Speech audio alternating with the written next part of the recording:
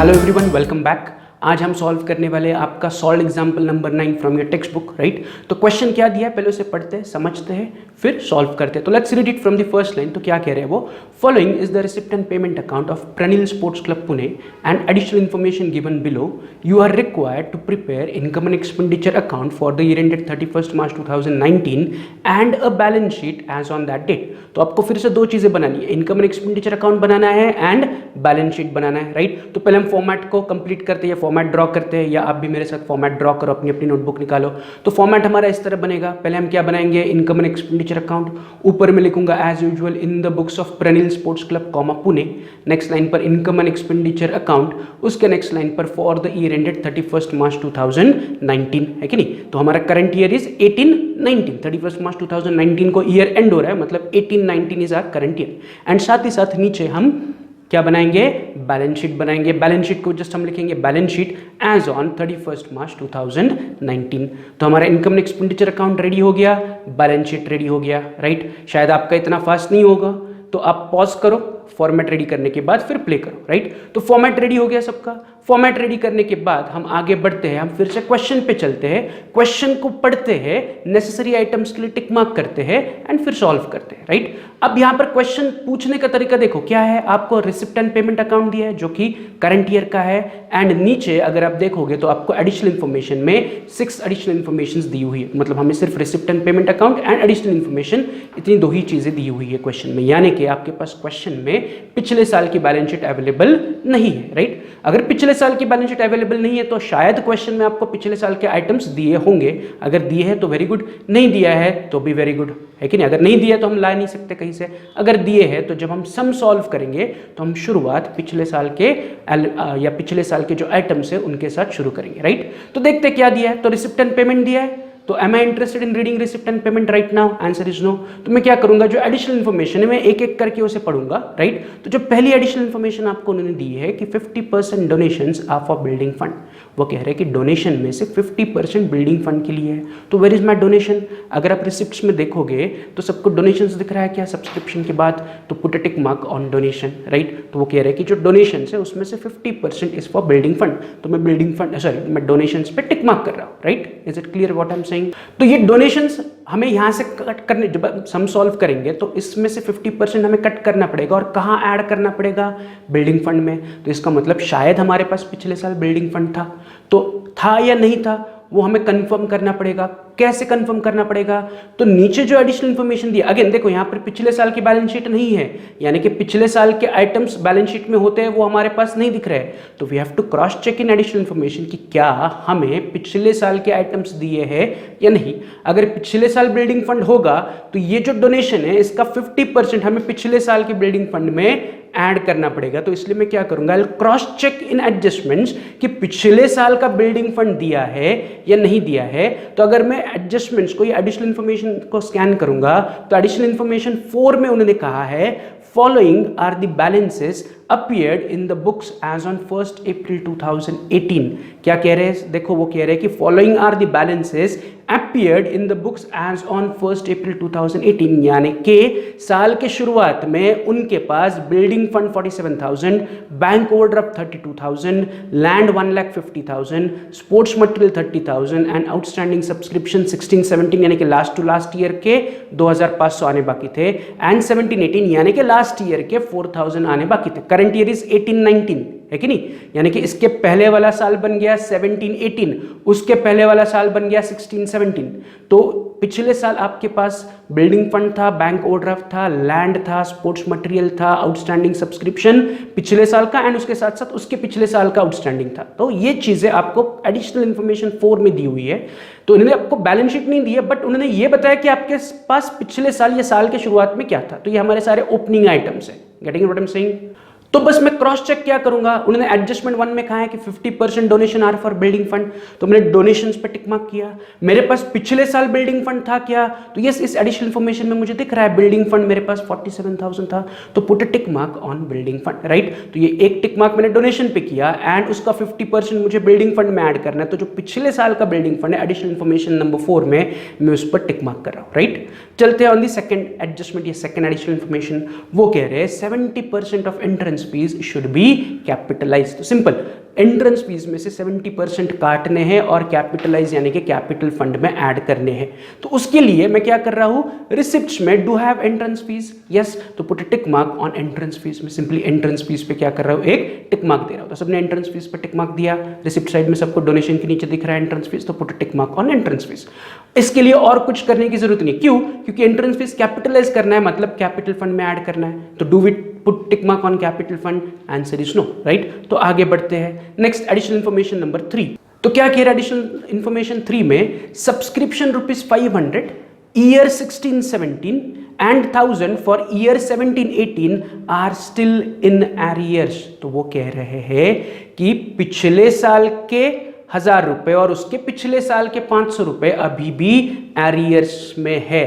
Arrears में है मतलब अभी भी आना बाकी है। अगर आप एडिशनल इंफॉर्मेशन 4 में देखोगे तो एडिशनल इंफॉर्मेशन 4 में देखो उन्होंने 16-17 का सब्सक्रिप्शन आउटस्टैंडिंग कितना कहा है, 2500, मतलब मुझे 16-17 के ₹2500 का सब्सक्रिप्शन आना बाकी था। अगर मैं एडिशनल इंफॉर्मेशन 3 में देखूंगा तो वो कह रहे हैं कि उस 2500 में से 500 और अभी भी आने बाकी है, मतलब 2500 16-17 के आने थे जो हमें एडिशनल इंफॉर्मेशन 4 में दिख रहा है, एंड एडिशनल इंफॉर्मेशन 3 में कह रहे हैं कि उस 2500 में से अभी भी ₹500 नहीं आए, वो अभी भी एरियर्स में है, अभी भी आने बाकी है।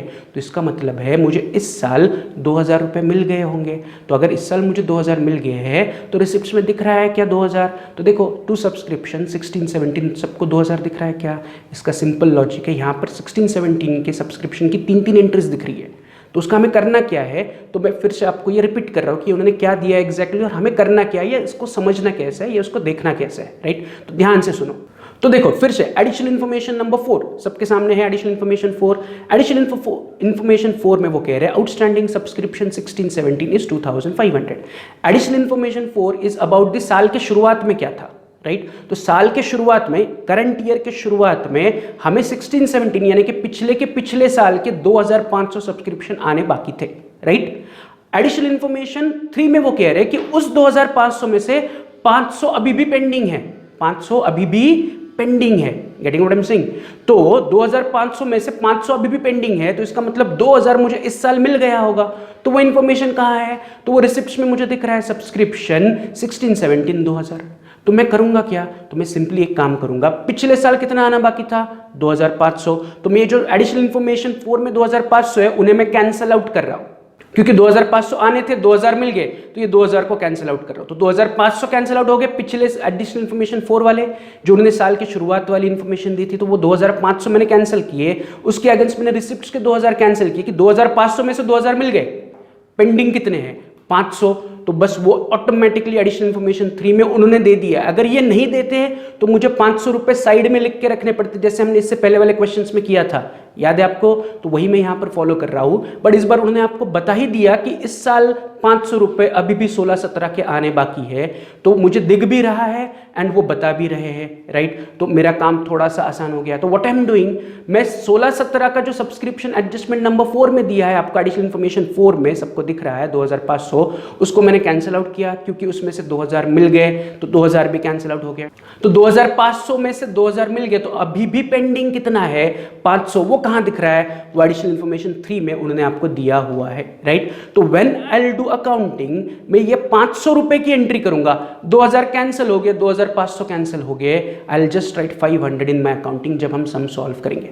तो अभी के लिए क्या करो, बस 2000 कैंसिल कर दो जो रिसिप्ट्स में है, एंड एडिशनल इंफॉर्मेशन 4 के 2500 को कैंसिल कर दो, एंड जो एडजस्टमेंट में 500 है उससे कुछ करने की जरूरत नहीं है, वो वैसे ही रहेगा, वो हम इस साल के एंड में बैलेंस शीट में रिकॉर्ड कर देंगे। Is it clear. तो उसके लिए अगेन क्वेश्चन में कहीं पर कोई टिक मार्क करने की जरूरत नहीं है। सेम वे उन्होंने 17-18 के बारे में भी कहा है, यानी कि पिछले साल का 16-17 पिछले साल का था।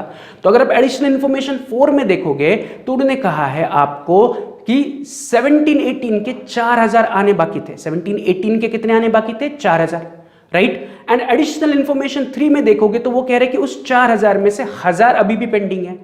तो साल के शुरुआत में मुझे पिछले साल के 4000 रुपए आने बाकी थे, इस साल के शुरुआत में पिछले साल के 4000 आने बाकी थे, राइट।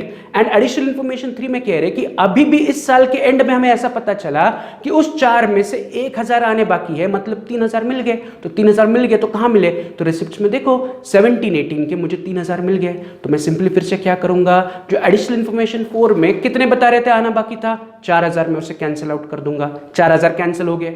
उसके बदले में मुझे रिसिप्ट्स में कितने मिले, 3000, तो 3000 कैंसिल हो गए। तो 4000 कैंसिल हो गए, 3000 कैंसिल हो गए। अब बैलेंस कितना बचा, 1000। वो मुझे लिखना पड़ेगा, बट लिखने की जरूरत नहीं, वो ऑलरेडी उन्होंने एडिशनल इंफॉर्मेशन 3 में आपको दिया हुआ है। Is it clear? अगर आपको याद है तो हमने कुछ सम्स पहले बैलेंस शीट में कैंसिल करके जो पेंडिंग अमाउंट है वो लिखी थी ब्रैकेट में, तो वही यहां पर करना पड़ेगा। लेकिन आपको ब्रैकेट में एडिशनल इंफॉर्मेशन लिखने की जरूरत नहीं है, क्योंकि उन्होंने ऑलरेडी एडजस्टमेंट नंबर 2 में, सॉरी एडजस्टमेंट नंबर 3 में ये आपको बता दिया कि ये जो पेंडिंग था पिछले साल और उसके पिछले साल का, उसमें से अभी भी 500 रुपए और 1000 रुपए आना बाकी है। तो ये फिर से एक बार वीडियो को पॉज करो, रिवाइंड करो एंड ये वाला सेक्शन देखो कि मैंने क्या एक्सप्लेन किया, राइट। आगे बढ़ते हैं। तो हमारा एडिशनल इंफॉर्मेशन 1 हो गया, 2 हो गया, 3 हो गया, 4 तो सबके सामने है ये। तो 4 को फिर से पढ़ते हैं कि क्या दिया है, उसको रिसिप्ट एंड पेमेंट के साथ क्रॉस मैच करते हैं और फिर आगे बढ़ते हैं। Getting it? तो एडिशनल इंफॉर्मेशन 4 में वो कह रहे हैं following are the balances appeared in the books as on 1st April 2018. Building fund 47,000, bank overdraft 32,000, land 15,000, sports material 30,000, outstanding subscription 2,500 and 2017-18 का 4000, जो कि मैं ऑलरेडी कैंसिल आउट कर रहा हूं, तो अभी मैं उसे इग्नोर कर रहा हूं। तो मेरे पास साल की शुरुआत में बिल्डिंग फंड था, बैंक ओवरड्राफ्ट था, लैंड था, स्पोर्ट्स मटेरियल था, है कि नहीं, एंड आउटस्टैंडिंग सब्सक्रिप्शन था जो मैं कैंसिल आउट कर चुका हूं, तो मैं उसे अभी इग्नोर कर रहा हूं। तो I have to check, cross check कि बिल्डिंग फंड ऑलरेडी हमें दिख रहा है, बिल्डिंग फंड उसके लिए हम टिक मार्क कर चुके हैं, तो मैं फिर से बिल्डिंग फंड पे टिक मार्क नहीं करूंगा, क्योंकि उन्होंने कहा है कि डोनेशन में से कुछ अमाउंट आपको बिल्डिंग फंड में ऐड करनी, तो I have already tick mark for it, right. और कुछ बिल्डिंग फंड की रिसिप्ट या पेमेंट पे कहीं पर एंट्री दिख रही है क्या? Answer is no. Second item क्या था आपके पास पिछले साल, बैंक ओवरड्राफ्ट कितना था, 32,000। तो रिसिप्ट पेमेंट में चेक करो कि बैंक ओवरड्राफ्ट की आपको कहीं पर कोई एंट्री दिख रही है क्या। तो रिसिप्ट्स में तो कहीं नहीं दिख रहा है बैंक ओवरड्राफ्ट, बट मैं अगर पेमेंट में देखूंगा तो मुझे बैंक ओवरड्राफ्ट दिख रहा है 32,000। कितना दिख रहा है? 32,000। तो मैं क्या करूंगा, ये 32,000 एंड एडिशनल इंफॉर्मेशन 4 में उन्होंने बैंक ओवरड्राफ्ट कितना दिया है आपको, 32,000। तो दोनों अमाउंट्स क्या हो रही है, क्रॉस मैच हो रही है। तो मैं इन दोनों को क्या करूंगा, I will just cancel them out. मैं उन्हें क्या करूंगा, कैंसल आउट करूंगा। तो ये वाले 32,000 पेमेंट साइड के एंड एडिशनल इंफॉर्मेशन नंबर 4 के 32,000 में कैंसल आउट कर रहा हूं, क्योंकि मैं उसे इस साल के अकाउंटिंग में इंक्लूड नहीं करूंगा, क्रॉस मैच हो गया। Is it clear? यहां तक क्लियर है सबको? आगे बढ़ते हैं। नेक्स्ट, पिछले साल और क्या था हमारे पास, लैंड था। एडिशनल इंफॉर्मेशन में देखो पिछले साल हमारे पास क्या था, लैंड। तो I just cross check receipt payment में कि इस साल क्या मैंने कोई लैंड खरीदी या फिर बेची। तो रिसिप्ट्स में कहीं पर दिख रहा है क्या टू लैंड, नहीं। पेमेंट में कहीं पर दिख रहा है क्या बाय लैंड, नहीं। तो कहीं पर कुछ टिक मार्क करने की जरूरत नहीं है। फिर से पिछले साल क्या था मेरे पास, और स्पोर्ट्स मटेरियल था, कितने का था, 30,000 का था। तो फिर से क्रॉस चेक करो रिसिप्ट एंड पेमेंट में कि क्या मैंने इस साल कुछ स्पोर्ट्स मटेरियल खरीदा है या नहीं। तो स्पोर्ट्स मटेरियल रिसिप्ट्स में तो नहीं है, पेमेंट में दिख रहा है क्या, तो यस मुझे दिख रहा है by purchase of sports material. तो मैं टिक मार्क कहाँ करूंगा, sports material is our expense, खर्चा है। तो मैं पिछले साल के आइटम पे नहीं टिक मार्क करूंगा, मैं परचेस ऑफ स्पोर्ट्स मटेरियल पे टिक मार्क करूंगा कि इस साल मैंने 50,000 का स्पोर्ट्स मटेरियल खरीदा, प्लस मेरे पास पिछले साल का 30,000 का स्पोर्ट्स मटेरियल बाकी था। तो पिछले साल का 30,000 का स्पोर्ट्स मटेरियल मुझे इस साल के स्पोर्ट्स मटेरियल में ऐड करना है, इसलिए मैं परचेस ऑफ स्पोर्ट्स मटेरियल पे टिक मार्क कर रहा हूं, और कहीं पर कोई टिक मार्क करने की जरूरत नहीं है। फिर से चलते पिछले साल और क्या था स्पोर्ट्स मटेरियल के साथ, आउटस्टैंडिंग सब्सक्रिप्शन जो हम ऑलरेडी कंसीडर कर चुके हैं, तो उसे कैंसिल आउट कर रहे हैं, तो मैं उसकी तरफ फिर से नहीं देखूंगा, राइट। तो एडिशनल इंफॉर्मेशन 4 होगी। चलते हैं एडिशनल इंफॉर्मेशन नंबर 5। तो एडिशनल इंफॉर्मेशन 5 में उन्होंने कहा है outstanding subscription for current year is 8,000। Current year का सब्सक्रिप्शन 8,000 आउटस्टैंडिंग है। तो where is my subscription, receipts में देखो 2 कैंसिल आउट कर दिए हमने, एक 18-19 है जो करंट ईयर है, तो 18-19 का 70,000 सब्सक्रिप्शन के लिए पुट अ टिक मार्क कि इस साल के 70,000 है, उसमें से एडिशनल इंफॉर्मेशन में कहा है कि 8,000 अभी भी आना बाकी है, तो 70,000 जो सब्सक्रिप्शन दिख रहा है put a tick mark on that. Is it clear? तो आगे बढ़ते हैं। एडिशनल इंफॉर्मेशन नंबर 6 वो क्या कह रहे हैं, पढ़ते हैं। चलो, तो एडजस्टमेंट नंबर 6 वो क्या कह रहे हैं, वो कह रहे हैं closing stock of sports material was ₹8,000 on which depreciation is to be provided at 12.5%। तो यहां पर 2 पॉइंट है। एक, वो कह रहे कि इस साल के एंड में हमारे पास 8,000 रुपए का स्टॉक ऑफ स्पोर्ट्स मटेरियल अभी भी बाकी है। मतलब आपने जो इस साल स्पोर्ट्स मटेरियल खरीदा था उसमें से 8,000 रुपए का स्पोर्ट्स मटेरियल अभी भी आपके पास बचा हुआ है। तो मैं उसके लिए पहले क्या करूंगा, जो पेमेंट में मुझे परचेस ऑफ स्पोर्ट्स मटेरियल दिख रहा है उस पर मैं और एक टिक मार्क करूंगा। तो 2 टिक मार्क हो गए परचेस ऑफ स्पोर्ट्स मटेरियल। एक पिछले साल हमारे पास कुछ स्पोर्ट्स मटेरियल था उसे मैं रिकॉर्ड करूंगा, एंड इस साल के एंड में मेरे पास कुछ स्पोर्ट्स मटेरियल बाकी बचा है, स्टॉक ऑफ स्पोर्ट्स मटेरियल, उसे मैं रिकॉर्ड करूंगा। तो मैं 2 टिक मार्क कर रहा हूं। इससे पहले भी मैंने आपको कहा था कि पिछले साल का बचा हुआ मटेरियल या पिछले साल के जो आइटम्स बचते दैट इज ओपनिंग स्टॉक, तो ओपनिंग स्टॉक हम ऐड करेंगे, एंड इस साल के एंड में जो स्पोर्ट्स मटेरियल बचा है that is nothing but closing stock, उसे मैं इस साल के स्पोर्ट्स मटेरियल से सबट्रैक्ट करूंगा, राइट। सम सॉल्व करते हैं। तो अभी मैंने क्या किया, बस क्लोजिंग स्टॉक के लिए स्पोर्ट्स मटेरियल पे एक टिक मार्क दिया और कुछ करने की जरूरत नहीं है, राइट। अब उसी एडिशनल इंफॉर्मेशन में या उसी एडजस्टमेंट में आगे का पार्ट वो कह रहे हैं कि on which depreciation is to be provided at 12.5%। मतलब जो 8,000 का क्वेश्चन में ही 8,000 का स्पोर्ट्स मटेरियल बचा है उसी 8,000 पर हमें 12.5% से डेप्रिसिएशन चार्ज करना है। तो मैं डेप्रिसिएशन के लिए उसी 8,000 पे एक टिक मार्क दे दूंगा। Depreciation purchase of sports material पे चार्ज नहीं करना है, साल के एंड में जो आपके पास स्पोर्ट्स मटेरियल बचा है उस पर आपको 12.5% डेप्रिसिएशन चार्ज करना है। थोड़ा सा और है बट ऐसा क्वेश्चन आ सकता है या ऐसी एडजस्टमेंट आ सकती है, राइट। तो मैंने क्या किया, पहले तो जो 8,000 का स्पोर्ट्स मटेरियल मेरे पास साल के एंड में बचा उसके लिए मैंने परचेस ऑफ स्पोर्ट्स मटेरियल पे एक टिक मार्क किया और कुछ नहीं करना है। दूसरा, उसी एडजस्टमेंट में वो कह रहे हैं कि जो आपके पास 8,000 का स्पोर्ट्स मटेरियल साल के एंड में बचा है उस पर 12.5% से डेप्रिसिएशन चार्ज करना है। तो मैंने 8,000 पे और एक टिक मार्क दे दिया, दैट्स इट। तो यहाँ पर हमने सारे एडिशनल इंफॉर्मेशन ये सारे एडजस्टमेंट पढ़ लिए। अब हम क्या करेंगे, पोस्टिंग करेंगे, है कि नहीं। तो पोस्टिंग की शुरुआत हम कहाँ से करेंगे, तो एज यूजुअल हम पोस्टिंग की शुरुआत करेंगे from the last year items. But यहाँ पर एक छोटा सा प्रॉब्लम है। वो प्रॉब्लम ये है कि मैंने आपसे इससे पहले भी जितने सम्स डिस्कस किए थे मैंने क्या कहा था, capital fund is very important element of NPC. आपको क्वेश्चन में कैपिटल फंड दिया होना चाहिए। क्या दिया होना चाहिए, कैपिटल फंड दिया होना चाहिए। तो हमने एक एडिशनल इंफॉर्मेशन पढ़ी, तो एडिशनल इंफॉर्मेशन पर कहीं पर कैपिटल फंड पिछले साल का दिया हुआ है क्या, 1 अप्रैल यानी कि साल के शुरुआत में 4th एडिशनल इंफॉर्मेशन में आपको कहा था कि साल के शुरुआत में आपके पास बिल्डिंग फंड था, बैंक ओवरड्राफ्ट था, लैंड था, स्पोर्ट्स मटेरियल था, आउटस्टैंडिंग सब्सक्रिप्शन था। बट पिछले साल कैपिटल फंड कितना था वो दिया है क्या, द आंसर इज नो। तो करना क्या पड़ेगा, तो हमें कैपिटल फंड फाइंड आउट करना पड़ेगा, तब जाके हमारा सम टैली होगा। तो कैपिटल फंड फाइंड आउट कैसे करेंगे, तो कैपिटल फंड फाइंड आउट करने के लिए what I have to do, capital fund find out करने के लिए मुझे पिछले साल की बैलेंस शीट बनानी पड़ेगी। तो आपने जो फॉर्मेट ड्रॉ किया है उसमें हमने income and expenditure account balance sheet बनाई है। तो इस बैलेंस शीट के नीचे पिछले साल की इस साल की जो बैलेंस शीट है, इस साल के बैलेंस शीट के नीचे मैं और एक बैलेंस शीट ड्रॉ कर रहा हूं फॉर द लास्ट ईयर, जिसे मैं ओपनिंग बैलेंस शीट कहूंगा या जिसे मैं ओल्ड बैलेंस शीट कहूंगा।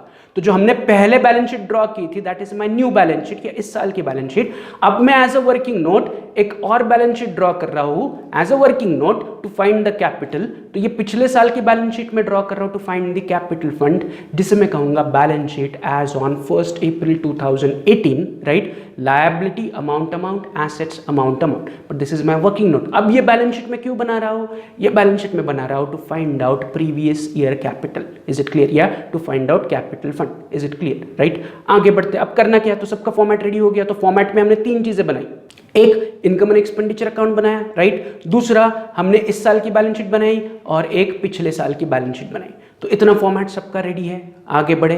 तो अब मैं क्या करूंगा, अब मैं एक एक करके पिछले साल के आइटम्स को पढ़ता हूं, है कि नहीं। जो आपको एडिशनल इंफॉर्मेशन 4 में दी है जो मैंने वैसे ही रखा है, तो एक एक करके पिछले साल के आइटम्स को पढ़ता हूं एंड उन्हें सही जगह पर पोस्ट करता हूं।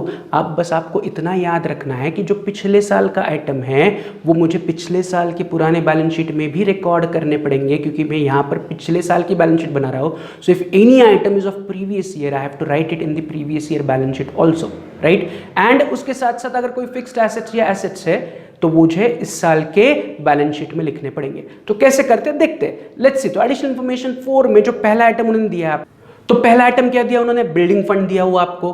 तो बिल्डिंग फंड 47,000 था, कब की वैल्यू है 1 अप्रैल 2018। तो मैं पहले उसको उठाऊंगा एंड पिछले साल के बैलेंस शीट में लिखूंगा as building fund 47,000 directly outer column, tick mark है। बट 47,000 आउटर कॉलम में लिखो। एंड उसी बिल्डिंग फंड को मैं इस साल के बैलेंस शीट में भी रिकॉर्ड करूंगा as building fund 47,000 inner column. Getting what I am saying? अगर ये पिछले साल की बैलेंस शीट नहीं होती तो हम नॉर्मल जैसे बिल्डिंग फंड को लायबिलिटी में लिखते वैसा एक ही इफेक्ट देते, बट यहां पर पिछले साल की भी बैलेंस शीट है, इसलिए मैं पिछले साल का बिल्डिंग फंड पिछले साल के बैलेंस शीट में भी लिख रहा हूं, साथ ही साथ में उसे इस साल के बैलेंस शीट में भी लिख रहा हूं, राइट? जो टिक मार्क है वो इस साल के लिए टिक मार्क है, इसलिए मैं इस साल के बैलेंस शीट में उसे इनर कॉलम में लिख रहा हूं 47,000, leave one line put arrow. तो जो बिल्डिंग फंड आपको एडिशनल इंफॉर्मेशन में दिया था वो मैंने पिछले साल के बैलेंस शीट के लायबिलिटी में एंड इस साल के बैलेंस शीट के लायबिलिटी में दोनों जगह रिकॉर्ड किया, राइट? बिल्डिंग फंड के बाद पिछले साल था बैंक ओवरड्राफ्ट जिसे हम कैंसिल कर चुके हैं, लेकिन वो इस साल के लिए कैंसिल कर चुके हैं। पिछले साल तो था बैंक ओवरड्राफ्ट, तो मैं उस बैंक ओवरड्राफ्ट को उठाऊंगा एंड पिछले साल के लायबिलिटी में लिखूंगा एज बैंक ओवरड्राफ्ट 32,000। बट जब मैं उसका सेकंड इफेक्ट दूंगा तो second effect is cancel out. तो जो कैंसिलिंग हमने किया है या जो हमने टिक मार्क किया है they are applicable for this year not for previous year. Adjustment हम इस साल के लिए सॉल्व कर रहे हैं। इज इट क्लियर? तो जितने भी टिक मार्क, जितना भी कैंसिलिंग आउट हमने किया है that is applicable for current year not for previous year. तो बैंक ओवरड्राफ्ट मुझे दिख रहा है, कितना दिख रहा है? 32,000। मैंने उसको उठाया, पिछले साल के बैलेंस शीट में लिख लिया या पिछले साल के लायबिलिटी में मैंने लिख लिया। Getting it? बट जब इस साल के बैलेंस शीट में लिखने की बारी आई तो मैं उसे नहीं लिख रहा हूं क्योंकि इस साल के लिए it has been cancel out. Is it clear? तो बैंक ओवरड्राफ्ट का मैं सिर्फ पिछले साल के बैलेंस शीट में एक ही इफेक्ट दूंगा, इस साल के बैलेंस शीट में I will not record it, या इस साल की लायबिलिटी में मैं नहीं लिखूंगा, सिर्फ पिछले साल की लायबिलिटीज में लिखूंगा। Getting it? आगे बढ़ते हैं बैंक ओवरड्राफ्ट के बाद लैंड। तो लैंड इज व्हाट? एसेट। तो लैंड को उठाओ, पहले तो पिछले साल के एसेट्स में लिखो लैंड, आउटर कॉलम में 1,50,000, राइट? फिर से उसको उठाओ एंड इस साल के एसेट्स में लिखो लैंड 1,50,000 डायरेक्टली दोनों तरफ आउटर कॉलम में, क्योंकि कोई टिक मार्क नहीं है, राइट? अगर टिक मार्क होता तो इस साल के बैलेंस शीट में मैं इनर कॉलम में लिखता, पिछले साल की बैलेंस शीट में I have to write it to the outer column only. Is it clear? आगे बढ़ते हैं। लैंड के बाद अगला आइटम दिया है स्पोर्ट्स मटेरियल। तो स्पोर्ट्स मटेरियल इज व्हाट? तो स्पोर्ट्स मटेरियल फिर से आर एसेट्स। पिछले साल स्पोर्ट्स मटेरियल बाकी था तो it is stock of sports material. तो पिछले साल स्टॉक ऑफ स्पोर्ट्स मटेरियल कितना था? 30,000। उठाओ, पिछले साल के एसेट्स में लिखो 30,000, ये हो गया, राइट? अब इसका सेकंड इफेक्ट देने के लिए हमें रुकना पड़ेगा क्योंकि इट इज स्टॉक। तो स्टॉक का जब हम सॉल्व करते हैं एडिशनल इन्फॉर्मेशन या पिछले साल की आइटम तो हम उस पर क्या करते हैं? हैशटैग देते हैं। तो मैं क्या करूंगा, सेकंड इफेक्ट की जगह मैं वहां पर क्या करूंगा? हैशटैग देके उसे छोड़ दूंगा। तो जो स्टॉक ऑफ मटेरियल है 30,000 का, पुट हैशटैग, क्योंकि वो हमें जब हम पूरा सम सॉल्व करने के बाद एडजस्टमेंट पे आएंगे तब उसे सॉल्व करेंगे, राइट? स्टॉक आउटस्टैंडिंग प्रीपेड पे हैशटैग देना। If they have cancel out कुछ करने की जरूरत नहीं है, बट मैंने स्पोर्ट्स मटेरियल को कैंसिल नहीं किया है, मैंने ये पिछले साल का स्पोर्ट्स मटेरियल था, पिछले साल के एसेट्स में लिख लिया। This is the first effect and उसका सेकंड इफेक्ट इस साल के एसेट्स में वैसे आना चाहिए but it is stock of sports material. Sports material is our खर्चा, राइट? तो खर्चे वाले आइटम्स कोई भी हमें एडजस्टमेंट में दिखेंगे या एडिशनल इन्फॉर्मेशन में या पिछले साल के एसेट्स में दिखेंगे या लायबिलिटीज में दिखेंगे तो उस पर हम हैशटैग करके उसे पेंडिंग छोड़ेंगे। तो मैं स्पोर्ट्स मटेरियल पे क्या कर रहा हूँ? हैशटैग करके उसे पेंडिंग छोड़ रहा हूँ कि उसे मैं क्वेश्चन के एंड में आके फिर से रिसॉल्व करूंगा, राइट? तो स्पोर्ट्स मटेरियल को छोड़ दो। Next is outstanding subscription. Cancel out हो चुका है बट वो इस साल के लिए है कि नहीं? तो वो इस साल के लिए मैंने कैंसिल आउट किया है। पिछले साल तो आउटस्टैंडिंग था, मतलब पिछले साल मुझे सब्सक्रिप्शन के पैसे आने बाकी थे, तो आना बाकी था is nothing but my asset. तो मैं उनको उठाऊंगा और पिछले साल के एसेट्स में लिखूंगा आउटस्टैंडिंग सब्सक्रिप्शन अंडरलाइन करके 16-17 के 2,500 एंड 17-18 के 4,000, दोनों मिला के बाहर जाएगा 6,500, right? Is it clear? Again second effect जब मैं दूंगा या इस साल अगर मुझे रिकॉर्ड करना है तो उसका answer is no, I don't have to record it, क्योंकि उसको हम कैंसिल आउट कर चुके हैं तो उसका सेकंड इफेक्ट देने की कोई जरूरत नहीं है। भूल जाओ, सेकंड इफेक्ट कैंसिल आउट हो चुका है, राइट? और कुछ दिया है कि पिछले साल चौथे एडिशनल इन्फॉर्मेशन में? नहीं, इतना ही था, राइट? तो जितने आइटम्स थे मैंने उनको पिछले साल जितने थे वो सारे पिछले साल के बैलेंस शीट में लिख लिए। लैंड लिखा, बिल्डिंग फंड लिखा, स्पोर्ट्स मटेरियल लिखा, आउटस्टैंडिंग सब्सक्रिप्शन लिखा, बैंक ओवरड्राफ्ट लिखा, तो उस पर मैंने कोई प्रॉब्लम नहीं है। पिछले साल के आइटम है, पिछले साल के बैलेंस शीट में एज इट इज जाएंगे, कोई प्रॉब्लम नहीं है। बट इस साल लिखना है या नहीं लिखना है वो टिक मार्क डिसाइड करेगा। Is it clear? तो मैंने क्या किया, बिल्डिंग फंड लिखा, टिक मार्क था, इनर कॉलम में लिखा, राइट? लैंड लिखा, डायरेक्टली आउटर कॉलम में लिखा। स्पोर्ट्स मटेरियल अभी मैं नहीं लिखूंगा क्योंकि इट इज स्टॉक, तो स्टॉक के लिए हम क्या करते हैं, हैशटैग देते हैं, तो मैंने स्टॉक पर हैशटैग दे दिया। Is it clear? राइट? फिर जो आउटस्टैंडिंग सब्सक्रिप्शन था वो कैंसिल आउट था, तो वो मैंने लिखा ही नहीं, लिखना ही नहीं है, उसको भूल जाओ, राइट? आगे बढ़ते हैं। अब हम क्या करेंगे, अब हम रिसिप्ट एंड पेमेंट के एक आइटम को पोस्ट करेंगे। तो let's start with the receipts का पहला आइटम। रिसिप्ट्स में पहला आइटम एज यूजुअल है balance brought down. Balance brought down को हम हमेशा क्या करते हैं, इग्नोर करते हैं। बट इस बार नहीं करना है, राइट। इग्नोर क्यों करते हैं? क्योंकि वो पिछले साल का बैलेंस है, तो हम पिछले साल के बैलेंस शीट में उसे रिकॉर्ड करेंगे। इससे पहले हम उसे इग्नोर क्यों करते थे? क्योंकि हम पिछले साल की बैलेंस शीट बनाते ही नहीं थे। तो मैं अब क्या करूंगा, जो बैलेंस ब्रॉट डाउन, ये कब का बैलेंस ब्रॉट डाउन है? पिछले साल का बैलेंस ब्रॉट डाउन है। कितना है? 5000। इसका सिंपल मतलब है मेरे पास पिछले साल 5000 रुपए का बैलेंस था कैश में, तो मैं उठाऊंगा और उसे इस साल के एसेट्स में लिखूंगा एज कैश इन हैंड 5000। पिछले साल के एसेट्स में लिख रहा हूं। बैलेंस ब्रॉट डाउन यानी कि पिछले साल 5000 बचे थे, तो पिछले साल मतलब पिछले साल के बैलेंस शीट में मैं रिकॉर्ड करूंगा बैलेंस ब्रॉट डाउन 5000। इस साल रिकॉर्ड करना है क्या? नहीं, राइट। पिछले साल की बैलेंस शीट नहीं बनाते हम, तो मैं बैलेंस ब्रॉट डाउन को एज यूजुअल इग्नोर करता, आगे बढ़ता। Is it clear? अब चलते नेक्स्ट आइटम टू सब्सक्रिप्शन। उसमें 16-17 का हम कैंसिल आउट कर चुके हैं, 17-18 का कैंसिल आउट कर चुके हैं। 16-17 यानी कि पिछला साल, 17-18 यानी कि पिछला साल, तो कैंसिल आउट कर चुके हैं। बट ये पिछला और पिछले साल का है, तो हमें इस साल के बैलेंस शीट में, इस साल के तो बैलेंस शीट में नहीं आएगा, पिछले साल के बैलेंस शीट में रिकॉर्ड करना पड़ेगा, लेकिन वो ऑलरेडी मैं रिकॉर्ड कर चुका हूं, तो फिर से रिकॉर्ड करने की जरूरत नहीं है। ऑलरेडी हमें दिख रहा है वहां पर आउटस्टैंडिंग सब्सक्रिप्शन दोनों मिला के 6500 बाहर है कि नहीं? कितना है? 2500, 4000, तो ऑलरेडी आई हैव रिकॉर्डेड, तो फिर से रिकॉर्ड करने की जरूरत नहीं है, उसे मैं कैंसिल आउट कर चुका हूं, तो इस साल मुझे रिकॉर्ड करने की जरूरत नहीं है। साथ ही साथ पिछले साल के बैलेंस शीट में इट इज ऑलरेडी रिकॉर्डेड, तो फिर से रिकॉर्ड करने की जरूरत नहीं है, राइट। आगे बढ़ते हैं। Next item on the receipt side is simple. Subscription में इस साल का सब्सक्रिप्शन है 18, 19, 70,000, तो उसको उठाओ एंड इनकम में पोस्ट करो। बाय सब्सक्रिप्शन इनर कॉलम में 70,000, live one line put arrow. पिछले दोनों साल के सब्सक्रिप्शन कैंसिल आउट है, तो उसको मैंने रिकॉर्ड नहीं किया। इस साल का सब्सक्रिप्शन 70,000 पे टिक मार्क है, वो मैंने इस साल के इनकम में लिखा, इनर कॉलम में leave one line put arrow. Is it clear? Next subscription के बाद अगला आइटम है डोनेशन। तो डोनेशन फिर से इनकम में जाएगा, उठाओ इनकम में by donation 15,000 inner column, leave one line put arrow. Donation के बाद एंट्रेंस फीस, उस एंट्रेंस फीस इज ऑल्सो और इनकम, उसको उठाओ इनकम में लिखो by entrance fees, inner column में 1700, leave one line put arrow. Entrance fees के बाद लाइफ मेंबरशिप फी, ब्रैकेट में वो कह रहे हैं रेवेन्यू, रेवेन्यू यानी कि income, receipts are revenue, revenue receipts यानी कि इनकम, उठाओ इनकम में लिखो बाय लाइफ मेंबरशिप फीस 17,000, कोई टिक मार्क नहीं, directly outer column. Life membership fees के बाद टूर्नामेंट रिसिप्ट्स, टूर्नामेंट रिसिप्ट्स फिर से हमारे लिए क्या है? इनकम है कि नहीं? रिसिप्ट से पैसा आ रहा है, सो मैं फिर से उसे कहाँ लिखूंगा? इनकम में by tournament receipt 60,000, directly towards the outer column, कोई टिक मार्क नहीं है। तो रिसिप्ट्स के सारे आइटम हमारे पोस्ट हो गए हैं। अब हम चलते हैं on the payment side. Payment के एक आइटम पोस्ट करते, तो पेमेंट में पहला आइटम है बैंक ओवरड्राफ्ट 32,000, लेकिन उसको हम कैंसिल आउट कर चुके, मतलब मुझे उसे रिकॉर्ड करने की जरूरत नहीं है, भूल जाओ उसे, आगे बढ़ो। अगेन ये बैंक ओवरड्राफ्ट पिछले साल का था, तो पिछले साल के लायबिलिटी में हम उसे ऑलरेडी रिकॉर्ड कर चुके हैं, तो मैं वहां पर फिर से नहीं जा रहा हूँ। Is it clear? Next item is salary.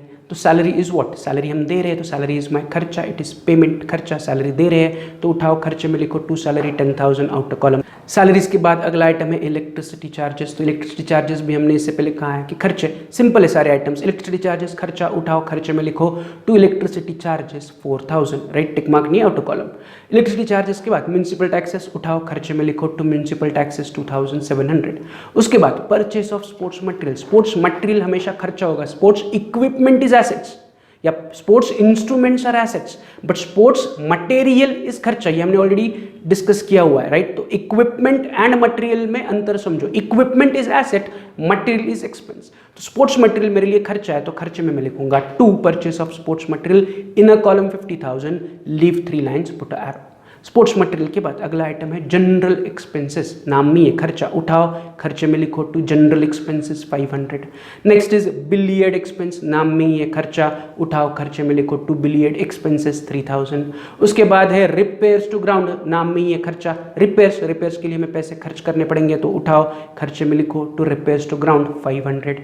Repairs to ground के बाद टूर्नामेंट एक्सपेंस, फिर से नाम में ही है खर्चा, खर्चे में लिखो टू टूर्नामेंट एक्सपेंसेस 50,000। यहाँ तक क्लियर है सबको? एंड लास्ट आइटम आपको दिया है by balance carried down, cash in hand 7,000, cash at bank 14,000, उठाओ और इस साल के एसेट्स में लिखो, करंट ईयर के बैलेंस शीट के एसेट्स में cash in hand 7,000, cash at bank 14,000। यहाँ तक क्लियर है?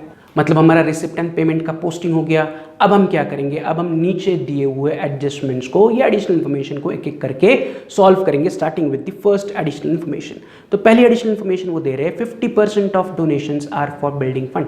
बिल्डिंग फंड के लिए डोनेशन है कितने, 50%। वेयर आर माय डोनेशंस, मैंने इनकम में डोनेशंस लिखे हुए हैं, कितने डोनेशंस है 15,000। अब वो कह रहे हैं इसमें से 50% बिल्डिंग फंड के लिए, तो मैं लिखूंगा -50% बिल्डिंग फंड, राइट। तो 15,000 का 50% इज 7,500, तो मेरे पास बाहर डोनेशंस बचेंगे 7,500, राइट। अब जो 50% मैंने वहां से कट किया मैं उठाऊंगा एंड लायबिलिटी में जो बिल्डिंग फंड है उसमें ऐड करूंगा प्लस डोनेशंस 7,500, तो मेरा टोटल बिल्डिंग फंड बाहर बन जाएगा 54,500। पहले के 47,000 एंड अभी मैंने 7,500 डोनेशन से सब्ट्रैक्ट किया और यहाँ पर ऐड किया प्लस डोनेशन 7,500, तो टोटल बिल्डिंग फंड मेरा बाहर बच गया 54,500। Is it clear? तो बिल्डिंग फंड की एडजस्टमेंट समझ में आई, या डोनेशन में से 50% माइनस किए, बिल्डिंग फंड में ऐड कर दिया, सिंपल। चलते हैं ऑन दी सेकेंड एडजस्टमेंट, वो भी आसान है हमारे लिए। 70% of entrance fees should be capitalise. तो एंट्रेंस फीस कहाँ पर है? एंट्रेंस फीस हमारी है ऑन दी इनकम साइड। कितने की एंट्रेंस फीस दिख रही है हमें वहाँ पर? तो एंट्रेंस फीस है 1,700। तो 1,700 में से 70% कैपिटलाइज करनी है कि नहीं? तो रफली कैलकुलेट करो, 1,700 का 70% बना 1,190 है कि नहीं? तो मैं यहाँ पर लिखूंगा माइनस कैपिटलाइज 1,190, 1,700 माइनस 1,190, बाहर बचा 510। Is it clear? अब जो मैंने वहां से माइनस किया, कैपिटलाइज करना है, मतलब मुझे उसका सेकंड इफेक्ट कैपिटल फंड में ऐड करना है। तो जो मैंने वहां से माइनस किया मैं उठाऊंगा एंड लायबिलिटी साइड में आऊंगा, इस साल के लायबिलिटी में आऊंगा। फर्स्ट लाइन पर लिखूंगा कैपिटल फंड, क्योंकि अभी तक हमारे पास कैपिटल फंड नहीं है, क्वेश्चन में कहीं नहीं था कैपिटल फंड, तो मैं सिर्फ लिखूंगा कैपिटल फंड और उसके नेक्स्ट लाइन पर लिखूंगा plus entrance fees 1,190, inner column में लिखूंगा और कुछ नहीं करूंगा क्योंकि मेरे पास अभी भी कैपिटल फंड नहीं मिला है, वो हमें क्वेश्चन के एंड में ऑटोमेटिकली मिल जाएगा। तो अभी कैपिटल फंड ब्लैंक रखा, उसके नीचे मैंने लिखा प्लस एंट्रेंस फीस 1,190, नीचे टोटल लेने की अभी जरूरत नहीं है, राइट, क्योंकि हमारे पास कैपिटल फंड अवेलेबल अभी तक नहीं हुआ है। आगे बढ़े तो नेक्स्ट एडजस्टमेंट में वो कह रहे हैं adjustment number 3, subscription 500 for year 16-17 यानी कि पिछले के पिछले साल का, एंड 1,000 रुपीज 17-18 का यानी कि इस अभी के जो साल है उसके पहले वाले साल का, आर इन एरियर्स, एरियर्स मतलब आना बाकी है। तो आना बाकी है मतलब इट इज माई एसेट, तो मैं उनको उठाऊंगा और इस साल के एसेट्स में लिखूंगा, क्योंकि इस साल के एंड में हमें यह पता चल रहा है कि पिछले साल के 1,000 एंड उसके पिछले साल के 500 अभी भी आने बाकी है, तो मैं उनको उठाऊंगा और इस साल के एसेट्स में रिकॉर्ड करूंगा एज आउटस्टैंडिंग सब्सक्रिप्शन, उसे अंडरलाइन करके 16-17 इनर कॉलम में 500, 17-18 इनर कॉलम में 1,000, उसकी टोटल अभी मत करो क्योंकि बाद में मुझे याद है कि हमें अभी भी इस साल का सब्सक्रिप्शन और आना बाकी है, तो उसके लिए मैं इनकी टोटल बाहर नहीं निकाल रहा हूँ। इस साल का जितना आउटस्टैंडिंग होगा वो लिख के फिर मैं तीनों की टोटल बाहर निकालूंगा, राइट। तो एसेट्स में मैंने इनका एक ही इफेक्ट दिया कि पिछले साल का और उसके पिछले साल का सब्सक्रिप्शन आना बाकी है, तो आना बाकी है तो दैट इज माय एसेट। तो इस साल के एसेट्स में मैंने लिखा क्योंकि ये अभी भी पेंडिंग है, राइट। पिछले साल मुझे कुछ एक्स अमाउंट आनी थी, उसमें से कुछ अमाउंट मिल गई, कुछ अमाउंट अभी भी आनी बाकी है जो इसके बाद आने वाले सालों में मुझे मिलेगी, राइट। तो वो जो आनी बाकी है वो मैंने यहाँ पर लिख लिया, राइट। तो अभी भी मुझे पिछले साल के 1,000 और उसके पिछले साल के 500 आने बाकी है, तो मैंने इस साल के एसेट्स में उसे रिकॉर्ड कर दिया। इसके लिए और कोई दूसरा इफेक्ट देने की ज़रूरत नहीं है, राइट। आगे बढ़ते हैं, एडजस्टमेंट नंबर 4 में आते हैं, देखते हैं वो फिर से क्या कह रहा है एडजस्टमेंट 4 में। तो वो कह रहे हैं बिल्डिंग फंड 47,000, तो ऑलरेडी हमने रिकॉर्ड किया है उसे 2 बार, तो फिर से रिकॉर्ड करने की जरूरत नहीं है। Bank order of 32 cancel out कर दिया तो रिकॉर्ड करने की जरूरत नहीं है। लैंड ऑलरेडी हमने रिकॉर्ड कर लिया है। स्पोर्ट्स मटेरियल पे देयर इज ए हैशटैग, मतलब अभी हमें उसे एज अ एडजस्टमेंट सॉल्व करना पड़ेगा। तो इसका मतलब क्या है कि हमारे पास साल के शुरुआत में, क्योंकि ये 1 अप्रैल 2018 के आइटम से, साल के शुरुआत में 30,000 का स्पोर्ट्स मटेरियल इन हैंड था, nothing but this is opening stock of sports material. पिछले साल के 30,000 का स्पोर्ट्स मटेरियल अभी भी हमारे पास बाकी है जो हमने पिछले साल यूज नहीं किया था। तो पिछले साल यूज नहीं किया था तो उसे यूज कब किया होगा? इस साल यूज किया होगा। तो जो 30,000 पिछले साल का स्पोर्ट्स मटेरियल मैं उसको उठाऊंगा और जो खर्चे में इस साल का स्पोर्ट्स मटेरियल है उसमें ऐड करूंगा एज प्लस ओपनिंग स्टॉक 30,000। तो पहले का स्पोर्ट्स मटेरियल था या जो परचेस किया स्पोर्ट्स मटेरियल था वो 50,000 था, प्लस ओपनिंग स्टॉक 30, तो दोनों का टोटल नीचे आ गया 80,000, राइट। अगेन इसका सेकंड इफेक्ट देने की जरूरत नहीं, क्योंकि वो ऑलरेडी हमने पिछले साल के बैलेंस शीट में रिकॉर्ड कर दिया है, तो there is no need of giving second effect. उसके बाद हैशटैग वाला स्पोर्ट्स मटेरियल कंसीडर कर दिया, आउटस्टैंडिंग सब्सक्रिप्शन कैंसिल आउट कर चुके हैं, तो मैं उसको फिर से नहीं देखूंगा, राइट। तो एडजस्टमेंट 4 में बस इतना ही था। एडजस्टमेंट 5 में, तो एडजस्टमेंट 4 में मैंने सिर्फ जो हैशटैग वाला आइटम था वो कंसिडर किया, बाकी के सारे आइटम में क्वेश्चन के शुरुआत में कंसिडर कर चुका हूं। ये जो कैंसिल आउट आइटम है उसे हाथ लगाने की जरूरत नहीं, तो जो स्पोर्ट्स मटेरियल हैशटैग था बस मैंने उसे ही कंसिडर किया, राइट। आगे बढ़ते हैं adjustment number 5। Outstanding subscription for current year is ₹8,000। तो एडजस्टमेंट 5 में क्या कह रहे हैं कि इस साल का 8,000 सब्सक्रिप्शन आना बाकी है, तो सिंपल इस साल आना बाकी है, तो इस साल जो इनकम में सब्सक्रिप्शन दिख रहा है उसमें ऐड करो, प्लस आउटस्टैंडिंग कितना आना बाकी है 8,000, तो टोटल सब्सक्रिप्शन मेरा बाहर हो जाएगा 78,000।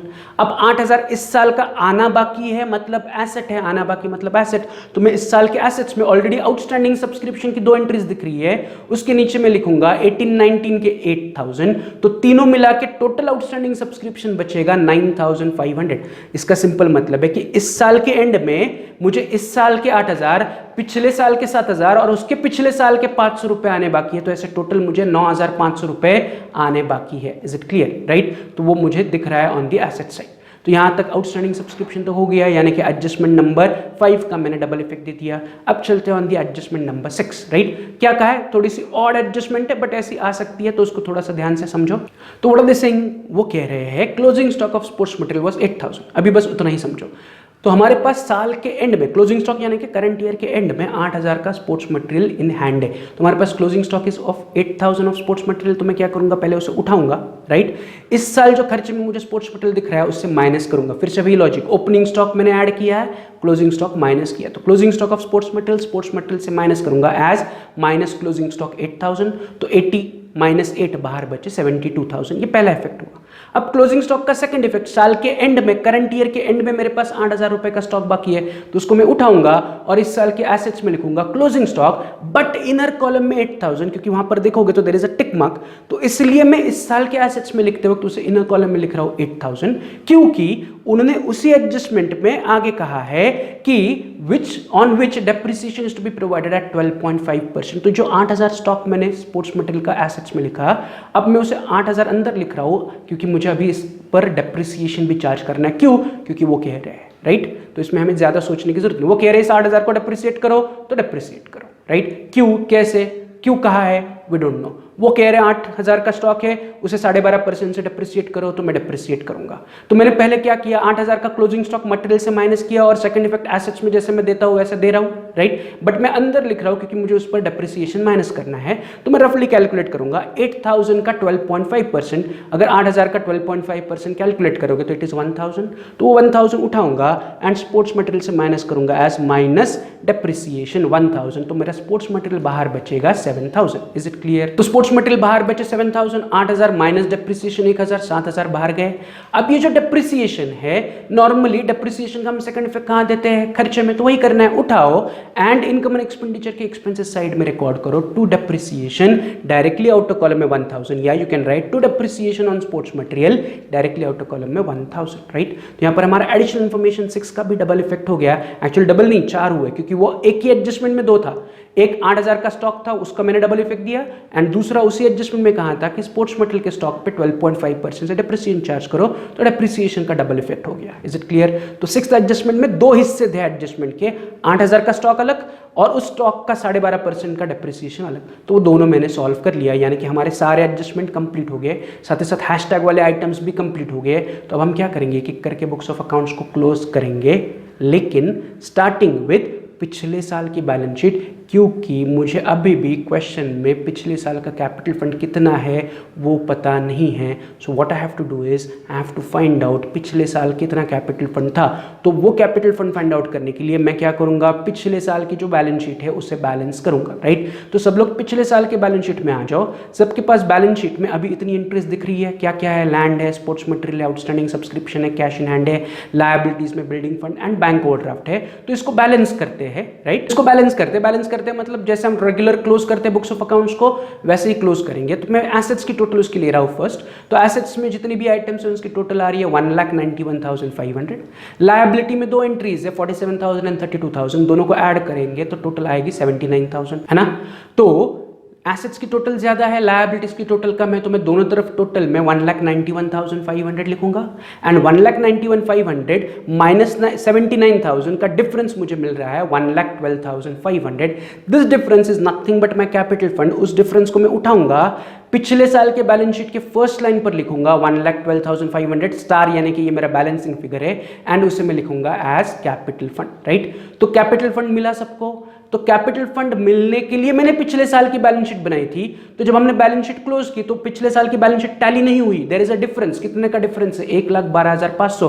तो यही डिफरेंस मेरे लिए कैपिटल फंड कहलाएगा। एंड अब इसी कैपिटल फंड को मैं उठाऊंगा एंड इस साल के बैलेंस शीट के लायबिलिटी में मैं लिखूंगा कैपिटल फंड 1,12,500 इनर कॉलम में। तो वहां पर ऑलरेडी हमारे पास कुछ एंट्री थी 1,12,500 में 1,190 में ऐड करके अब टोटल 1,13,690 नीचे लिखूंगा, राइट।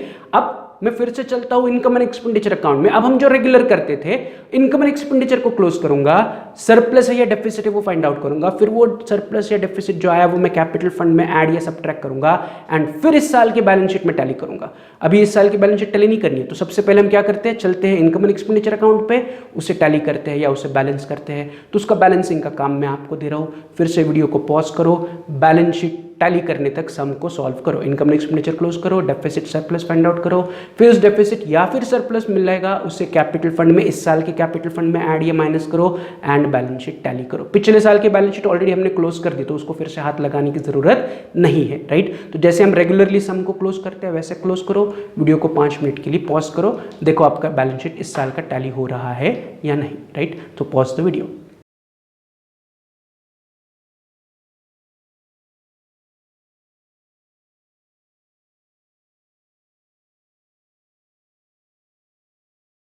चलो, तो सबने अपना अपना income and expenditure account close किया, तो सबको सरप्लस मिल रहा है 19,310। इनकम की टोटल ज्यादा है, खर्चे की टोटल कम है। टोटल आनी चाहिए सबकी 1,63,010। बैलेंस करने पर 19,310 का सरप्लस मिल रहा है, जिसे मैं टू सरप्लस ब्रैकेट में excess of income over expenditure कहूंगा। एंड इस साल के सरप्लस को मैं उठा के इस साल के बैलेंस शीट में कैपिटल फंड में ऐड करूंगा प्लस सरप्लस 19,310। तो अब कैपिटल फंड की टोटल मेरी आउटर कॉलम में हो जाएगी 1,33,000। Is it clear? तो मैंने क्या किया, income and expenditure account close किया, सरप्लस फाइंड आउट किया एंड सरप्लस को इस साल के कैपिटल फंड में ऐड किया, जो कि पहले था 1,13,690 आफ्टर एडिंग एंट्रेंस फीस। उसमें मैंने इस साल का सरप्लस 19,310 ऐड किया, तो टोटल मेरा कैपिटल फंड बाहर बचा 1,33,000। एंड अब फाइनली माय बैलेंस शीट, इस साल की balance sheet should get tally at 1,87,500। कितने में टैली होना चाहिए? 1,87,500, राइट। तो इस साल का बैलेंस शीट टैली हुआ, मतलब हमारा सम करेक्ट है। तो स्टार्ट टू एंड हमने पूरा सम सॉल्व किया एंड बैलेंस शीट को टैली किया, राइट। आज हम यही रुक रहे हैं। कल हम सॉल्व करेंगे आपका कल हम सॉल्व करेंगे आपका सॉल्व्ड एग्जाम्पल नंबर 12। अनसॉल्व्ड हमने सारे कंप्लीट कर लिए अब तक, राइट। अब हम कल सॉल्व करेंगे solved example number 12 from your text book, right. तो सब फिर से उसको पढ़ो, उसका फॉर्मेट रेडी करो। उस क्वेश्चन में भी कैपिटल फंड नहीं दिया है, तो जब आप फॉर्मेट रेडी करोगे, राइट, तो उसमें आप इनकम एंड एक्सपेंडिचर अकाउंट, इस साल का बैलेंस शीट, साथ ही साथ पिछले साल का बैलेंस शीट भी आपको बनाना है, राइट। तो ये मैं आज का आपको होमवर्क दे रहा हूँ कि एग्जाम्पल नंबर 12 या सॉल्व्ड एग्जाम्पल नंबर 12 के लिए फॉर्मेट रेडी करो, फिर से उस क्वेश्चन को पढ़ो, राइट। अब थोड़ा सा इजी है वो, इस क्वेश्चन से थोड़ा सा इजी है ये। थोड़ा सा अगर आपको डिफिकल्ट लगा होगा, कुछ डाउट्स होंगे, तो इन वीडियोस को फिर से रिवाइंड करके देखो। Is it clear? तो आज हम यही रुक रहे हैं, कल हम सॉल्व करेंगे एग्जाम्पल नंबर 12, तो उसका फॉर्मेट रेडी करके रखो, राइट। तो see you tomorrow, have a good day, bye.